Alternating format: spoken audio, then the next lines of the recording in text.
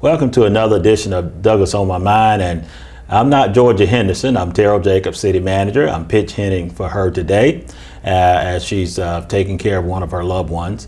Thank y'all for viewing Douglas on My Mind show, and we have a great guest of people coming on board to talk with. And the first one's going to be our new mayor, Tony Paulk, and he's going to talk about his second term as mayor and some things that he wants to share with you in regards to that. And next we will have Blondell Thomas. She works for Public Information, and she's going to talk to you about our Citizens Academy and what you can involve yourself with in relationship to that. And third, I'll wrap up the show with discussion on sanitation, garbage, and recycling, and talk about some of the do's and don'ts in regards to that. And I'll do the last bit, which is the announcements and for the months of January and hopefully February to help you be engaged in what you need to. So we'll be right back after these messages.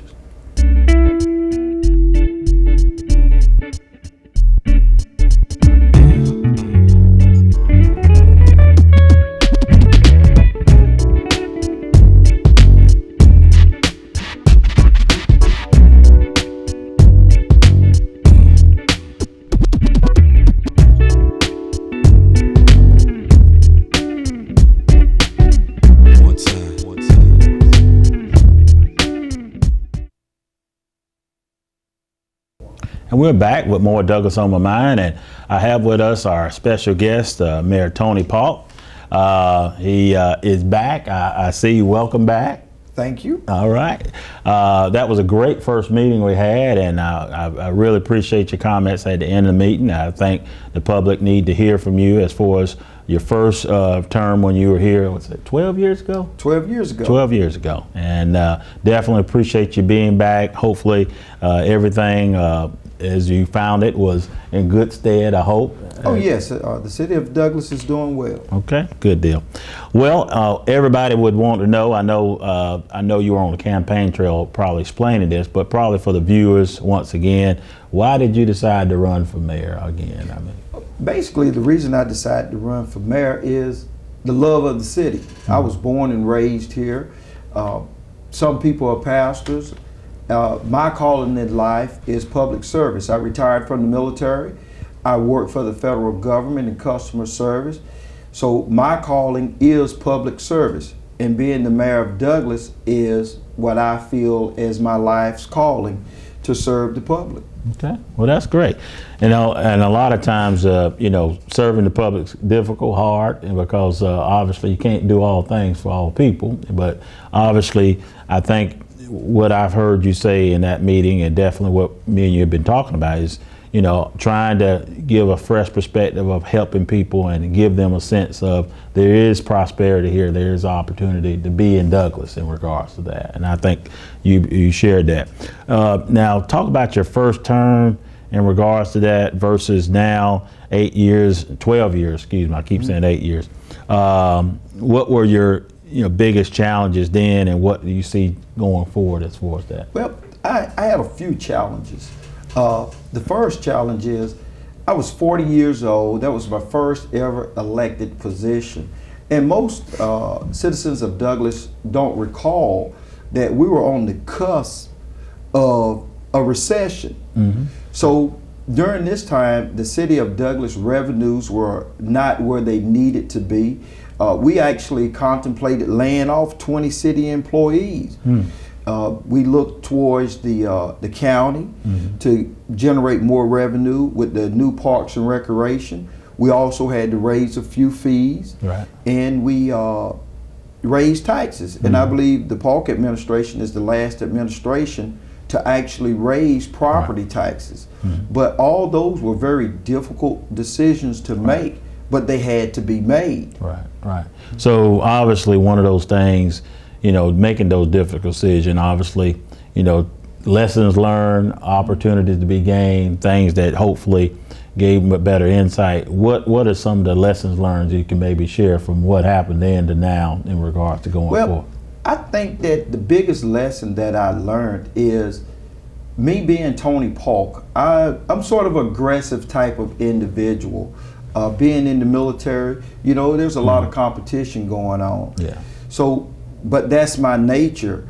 I think that what I learned the biggest was, let's take for instance the park and recreation. The county was only contributing $50,000. At the end of that negotiation, they were contributing $500,000, and they had equal representation. The city actually gained $450,000 worth of revenue. I thought that was an awesome job. I just didn't package it right. I didn't put the right wrapping paper on it and put that bow on it. And I felt that a number of events and accomplishments that we were able to do during the first park administration, I believe they were effective, but to get to that point, it wasn't always pleasant, and it wasn't always easy, and it didn't look good. Well, this time, I want to have a more harmonious environment. Say, hey, look, this is what the issue is. How can we get to a plateau of understanding and compromise and able to still accomplish the goal, and it still looks pleasing to the eye? Amen. Amen. Well, that's what it's all about. Obviously, when you make certain ingredients, make certain recipes, all the stuff that you put in it sometimes don't look good, but the outcome is what we all searching for. Exactly. So that's what it's all about. Obviously, I've been talking with you some, and you've been talking about some things. We had the orientation for newly elected officials back in December, and I think hopefully you and several other new elected officials got some good insight on some of those things in regards to that. But I think you've been on the campaign trail, hearing some of the citizens' concerns, what things that you see on the horizon that might need to be looked at. I know you've talked about a few things, so maybe we may want to share some changes that you see that might be beneficial. And I know we haven't gone to the retreat yet. Correct. But what are some things? Basically, what I want to be able to do is, you're going to hear me say this word numerous times, I want us to have a harmonious environment. I want our leadership to be as one.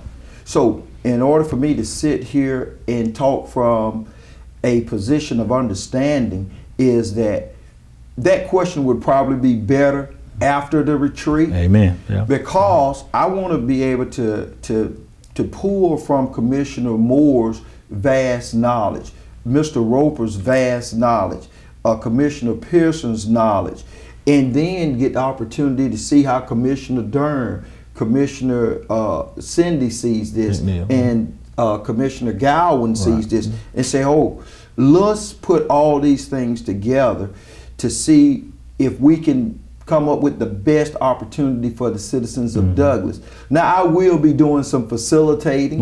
I will be interjecting my ideas, but my ideas may not make the cut because it's the mayor and commission. So my projection for the city of Douglas is basically going to be I would say, ours instead of Mayor Parks. It's going to be the mayors and commission, and we'll address that after the retreat. Okay, good deal. Well, one of the things that I know you've been passionate about or have some sense of concern in regards to information, helping people understand. But if there's any other passionate thing that you heard on the campaign trail that, and I know you're going to talk about the information sharing and trying to help educate our public, but anything else that you have a passion about that might be, I know one of the things maybe about the youth, you might want to talk a little bit about that. During the first Park administration, I wanted to have a youth council, and it can be comprised of 16 or 20 youth. But I want to be able to, excuse me, I want to be able to meet with the youth of our community at least once a month. I want to sit down with the youth council, and it's going to be open to the public, adults and high school students, and also elementary students, because I feel in my heart, if a 55-year-old adult has a problem and a 5-year-old has a problem, it's the same problem. They are both citizens. My job as the mayor of the city of Douglas is I'm responsible for all 11,600 citizens. So with the youth council, I get firsthand knowledge of the issues that are facing our youth from a youth perspective. Maybe I have a youth to come and present it to the council, but I believe that we have to sit down and talk with our youth, and we have an opportunity, if the budget permits, maybe one Saturday we get us a bus and we take the youth council over to Savannah. Hey, look, you go to this class, you go to this class, you go to this class. Give them the opportunity to understand how government actually works, and maybe spark interest in being a public servant as far as an elected official. Yeah, and you know, one of the things that we, Blondell Thomas is going to talk about is the Citizen Academy, which we started back in 2010, and trying to help citizens better understand what the city does and day in, day out. And I think the Youth Council would be a perfect opportunity to do that for the young folks of this community, because sometimes their voices are not is heard. We adults, I have to say it, we adults probably don't receive the information and disseminate the information that youth provide for us on a day in, day out basis. Yeah. One of the things is my daughter Destiny and Kiara, Destiny is 21 and Kiara is 26, and they always say, look, the world is in the shape it's in, and it's because of adults. Maybe y'all ought to turn this over to the young adults. Younger folks. So I think that with a Mayor's Youth Council, we get the opportunity to talk to our youth. You know, let's place some value on what the youth think is valuable. I know there's a young man that wants a skateboard park. I am being harassed by Jamisha out in Kenwood about a park. I'm being harassed by a number of adults that want a safe place just to hang out. I've been approached by a few adults, hey, won't we open Roundtree Center back up? Give us a place to hang out. Right. You know, all of us are not bad. And that's one of the things that people often spend a lot of resources on. And let me say this right here. I don't want anybody to say, well, Mayor Park is ignoring a certain group of children. No, I'm not. What I want to do is I want to have a balanced approach to look at all children. I know that we have some troubled youth, I know that. But we also have to put enough attention on that youth that's doing well and keep them active always so that they won't make that transition from being what we consider to be a good young adult to now being a problematic young adult. Does that make sense? Yes, it does. Because obviously if we focus our attention on the bad, if that attention is being played there, obviously the good kids will say, well, if that's what it needs to take me to get attention, I have to resort to that. Correct. That bad kid. So I value that. One of the things that we, deal with here at the city is, trying to help develop people, develop our employees. I know one of the things that you talked about, it's not on my questions here, but I want to share this with you because I think it might help people understand what some of your passions are, what some of your concerns are, is the employees. You just said you were military, retired, federal government employee, so you've been an employee by heart for over 50 or 40 years. I'm not. Over 30, 40 years. How about that? So employees, talk a little about your concern about employees and what some things that you see or have some focus about what you do in the future about that. Well, my thing with the employees, after the retreat that we're going to have next week, we're going to sit down as a mayor and commission with the department heads and yourself, and we're going to come up with a plan or a vision of what we want the city of Douglas to look like in 4 years. Well, if I recall correctly, the city manager doesn't climb up a light pole and reconnect that electricity. No. So the employees are the most valuable resource that the city has. They're the ones, they're the labor